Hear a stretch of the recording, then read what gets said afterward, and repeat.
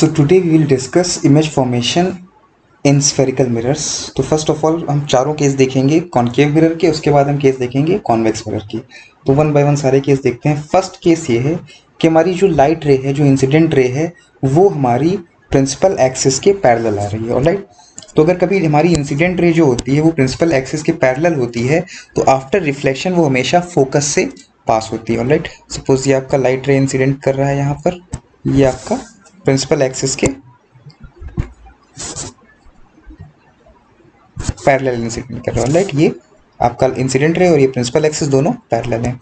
तो ये after reflection कहाँ से जाएगा? ये आपका हमेशा पास होगा from the focus. Right, this is your first rule कि if a light ray incident parallel to the principal axis it passes through the focus. दूसरा वाला इसकी उल्टी बात है, इसका कॉम्प्लीमेंट्री है। आप कह सकते हैं कि अगर जो है कोई लाइट रे इंसिडेंट करती है, जब कोई लाइट रे इंसिडेंट करती है तो वो फोकस से क्रॉस होकर हो जाती है। अगर इंसिडेंट रे आपकी फोकस से पास हो तो आफ्टर रिफ्लेक्शन वो प्रिंसिपल एक्सिस के पैरेलल हो जाती है। ऑलराइट, सपोज यहाँ पर एक लाइट रे इंसिडेंट कर रही है जो कि फोकस से पास होके यहाँ पे स्ट्राइक करती है। तो अगर इंसिडेंट रे फोकस से पास हो रही है तो आफ्टर रिफ्लेक्शन क्या होगा उसका? वो प्रिंसिपल एक्सिस के पैरेलल हो जाएगी। दोनों के समझ में आपको? पहला क्या था, अगर इंसिडेंट रे प्रिंसिपल एक्सिस के पैरेलल है तो रिफ्लेक्शन के बाद वो फोकस से जाएगी। अगर लाइट रे जो इंसिडेंट रे है वो फोकस से पास हो रही है तो आफ्टर रिफ्लेक्शन क्या होगा उसका? वो पैरेलल हो जाएगी प्रिंसिपल एक्सिस के। ऑलराइट, तो ये बातें आपको फर्स्ट और सेकंड रूल है। ऑलराइट, आगे आते हैं हम थर्ड वाले पर। थर्ड में क्या है कि अगर कोई लाइट रे सेंटर ऑफ कर्वेचर से पास हो रही है तो वो अपने पाथ को रिक्रिएट करेगी, है ना। जैसे एक लाइट रे आ रही है इस तरह से, सेंटर ऑफ कर्वेचर से पास हो रही है, ठीक है, तो ये यहाँ से रिफ्लेक्ट होकर इसी पाथ पे वापस आ जाएगी। ऐसा क्यों होता है? आपको पता है कोई भी सर्किल अगर है, उसकी कोई भी हम, ये सेंटर है उसका, तो वहाँ से कोई भी हम लाइन ड्रॉ करें उसके सरफेस के ऊपर, वो उसका क्या हो जाएगा? रेडियस हो जाएगा। और रेडियस होता है 90 डिग्री टू द सरफेस। इसका मतलब ये क्या है? यही नॉर्मल है।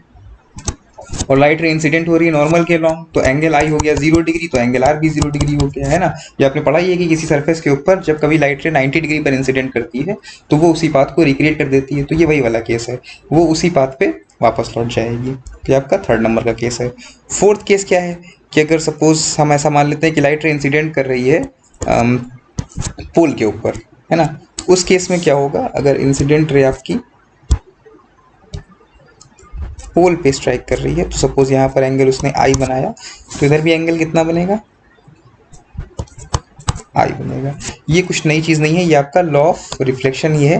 तो ये पोल पे इंसिडेंट कर रही है तो ये जो प्रिंसिपल एक्सिस है यही क्या हो जाएगा? यही नॉर्मल हो जाएगा, है ना। प्रिंसिपल एक्सिस बिकम्स नॉर्मल, तो इधर भी एंगल आई और इधर भी एंगल आई। तो this is nothing but the first law of reflection, ठीक है। तो ये आपके चारों केस हो गए in case of concave mirror. ये आपको ज़बानी याद होनी चाहिए। पहला केस क्या है? इफ अ लाइट रे, if the incident ray is parallel to the principal axis then after reflection it goes through the focus. Second क्या है?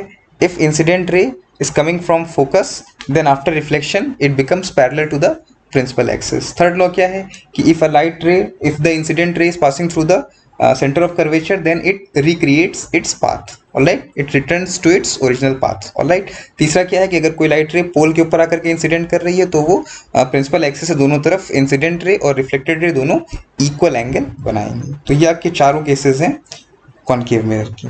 ऑलराइट।